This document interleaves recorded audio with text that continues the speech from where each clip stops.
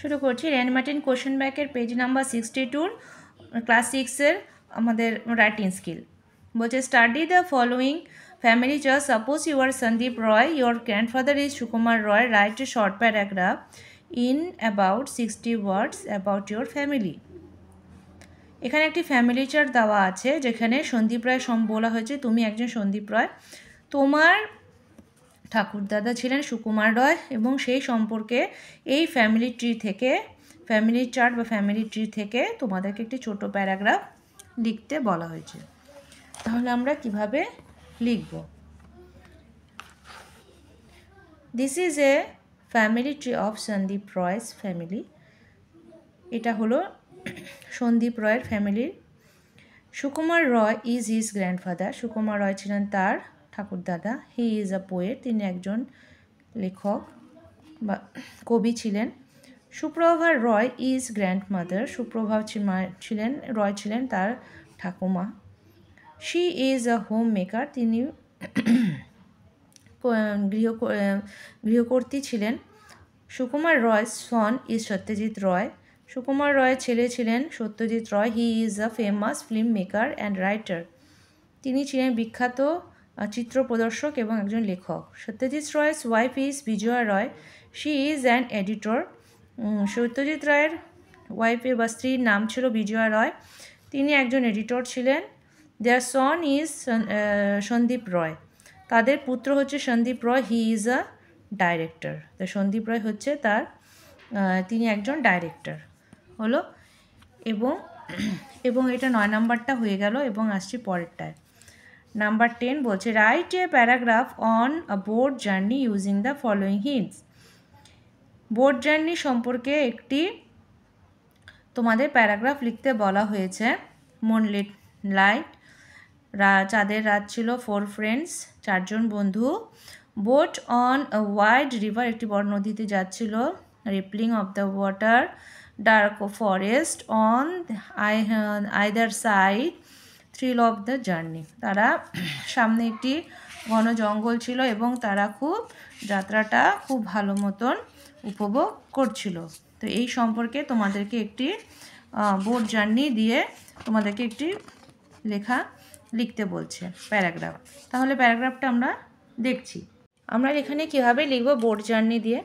Last month I went to Mayapur with my 4 friends, গত মাসে আমি আমার 4 জন বন্ধুর সঙ্গে মায়াপুর গিয়েছিলাম। We went to Mayapur by boat, আমরা বোটে করে গিয়েছিলাম। We boarded boat at Nadia, আমরা নদিয়া থেকে বোটে উঠেছিলাম। When we boarded boat we saw moonlit night, যখন আমরা বোটে উঠেছি ওই সময় রাতের আকাশ ছিল, রাতে চাঁদের আকাশ ছিল। অ্যান্ড জ্যোৎস্না রাত ছিল। And it looked beautiful from boat, এবং বোটের থেকে বা নৌকো থেকে দেখতে খুব সুন্দর লাগছিল। ইট অ্যামাজড আস, আমাদেরকে খুব আনন্দ দিচ্ছিল। আস very much.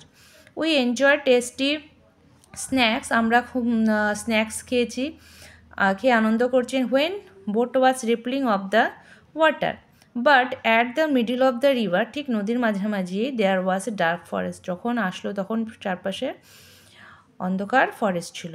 That time we felt afraid, আমরা একটু ভয় পেয়ে গিয়েছিলাম। But we felt thrill of the boat journey, আমরা সেই বোট জার্নি খুব উপভোগ করছিলাম। এরপরের প্যারাগ্রাফটি আমরা দেখছি, কোশ্চেনটা আমরা দেখছি কি আছে।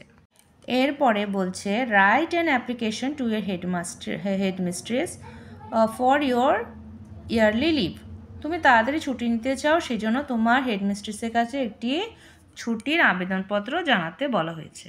আমরা অ্যাপ্লিকেশনটা কিভাবে লিখব? তো বলছে এখানে আমরা প্রথমে লিখব টু দ্য হেডমিস্ট্রেস, এখানে ABC স্কুল লিখেছি, মানে তোমাদের এখানে স্কুলের নাম লিখতে হবে, পুরো অ্যাড্রেসটা দিতে হবে।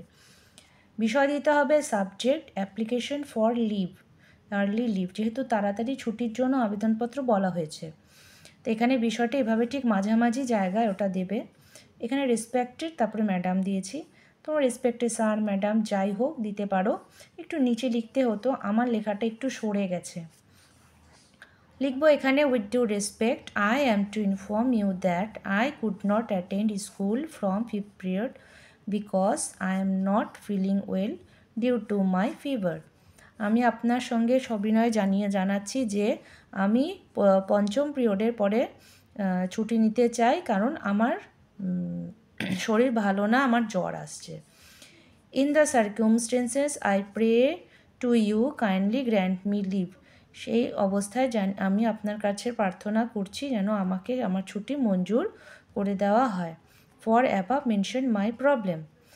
তারপরে দিব আমরা ইয়োর্স ফেথফুলি, নিজের নাম দিতে হবে, এখানে ক্লাস, রোল নাম্বার, সেকশন সম্পূর্ণটা দিতে হবে, পুরো ডিটেলসটা দিতে হয় স্টুডেন্টদের। তারপরে যেই ডেটে তুমি দিচ্ছ সেদিনকার ডেটটা এখানে মেনশন করে দেবে।